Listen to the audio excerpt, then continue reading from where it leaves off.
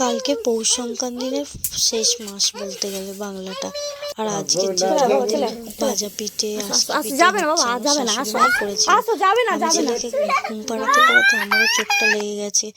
তো ঘুম থেকে উঠে দেখছি মা সব রেডি করে নিয়েছে। তো আমি ভাজতে চেয়েছিলাম, মা ভাজতে দেয়নি। আবার পাশের বাড়ি একজন দিদিভাই বলছে তার আরেকটা দিদিভাইকে যে শাশুড়ি মা এত খাটাখাটনি করছে আর বৌমা সবে ঘুম থেকে উঠেছে, পড়ে পড়ে ঘুমাচ্ছে। তো এটাই হচ্ছে গ্রামের মানুষের ব্যবহার। আর সব কিছুই মিলেমিশে তো সংসার, ওইসব নাম মাথা ঘামালেই নয় যাকে বলে। তো এইটা দেখো কি বলে বাঙালিদের আউনি বাউনি, মানে গ্রামে তো এটা একটা পুজো।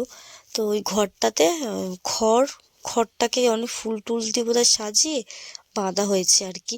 আর এদিকে দেখো আমার ছেলের জন্যে ম্যাগি করতে স্টার্ট করে দিয়েছি, যেহেতু ম্যাগি খাবে আমার ছেলে সন্ধেবেলায়। তো আজকে পর্যন্ত এইটুকুই, আসছে আমার নেক্সট ব্লগে। Tata, bye bye.